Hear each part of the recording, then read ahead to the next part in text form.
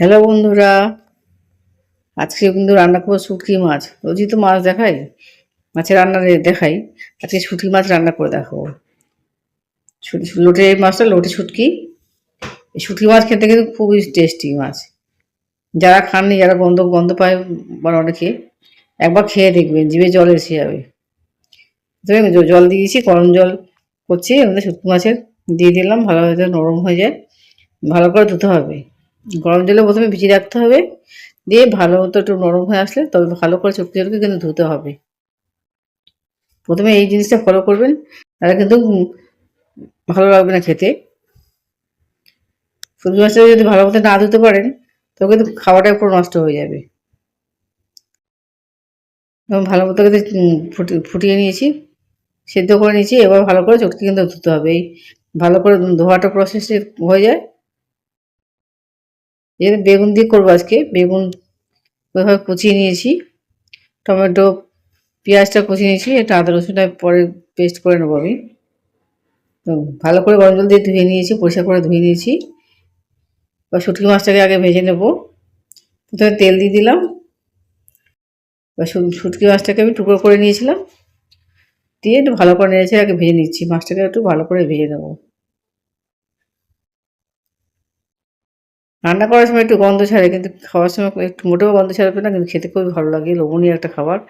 যারা খাননি তারা বুঝতে পারবেন না শুটকি মাছটা কত কত রকম লোভ লাগবে। এরপরে আমি অল্প করে হলুদ দিয়ে দিচ্ছি। হলুদ দিয়ে, হলুদ একটু নুন দিয়ে ভালো করে একটু ভেজে নেব।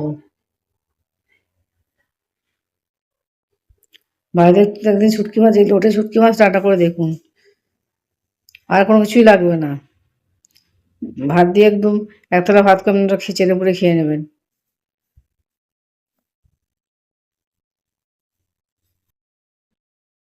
ভালো মতো নেড়েছে কিন্তু ভেজে নিচ্ছি। ভেজে নিয়ে আবার একটু একটা পাত্রে আমি তুলে নেব। ভালো মতো ভাজা হয়ে গেলে আমি একটা পাত্রে তুলে নিচ্ছি। তারপর বাদবাকি আমি যে কেড়েছিলাম, আমি বেগুন দিয়ে করেছিলাম, ওই বেগুনটা দিয়ে রান্না করে নেবো।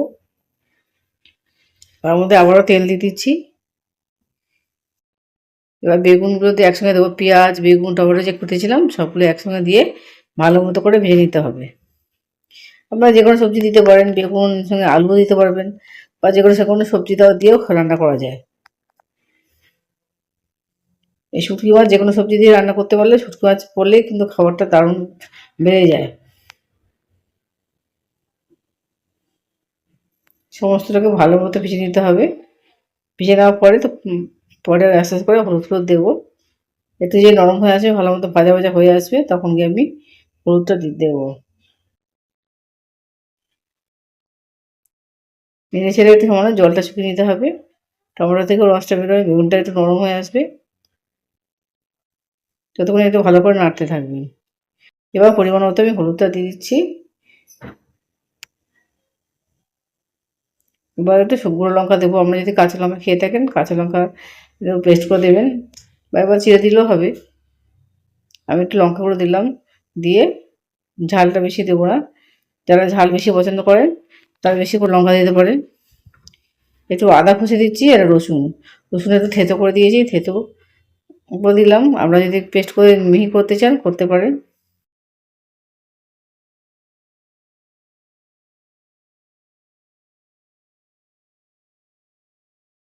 এবার শুটকি মাছটা ছিল যে ভেজেছিলাম, শুটকি মাছটা ওটাও দিয়ে দিলাম, দিয়ে সব দিয়ে একসঙ্গে ভালো মতো করে নাড়তে হবে,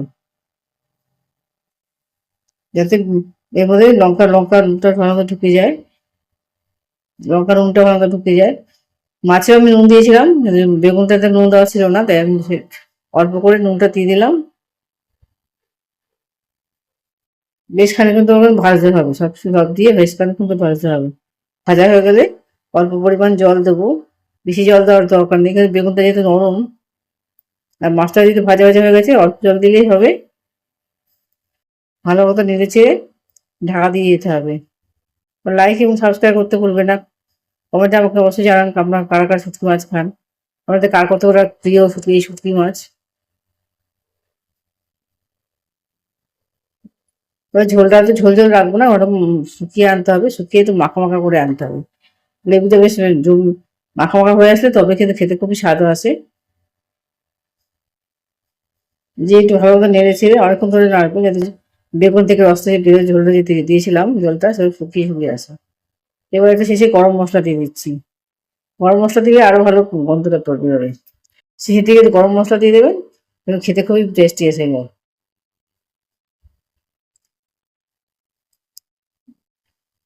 দুপুরবেলা এই গরম ভাতের সঙ্গে গরম শুটকি মাছটা পরিবেশন করুন, দেখুন সবাই চেটে পুরো আনন্দ সহকারে খেয়ে নেবে।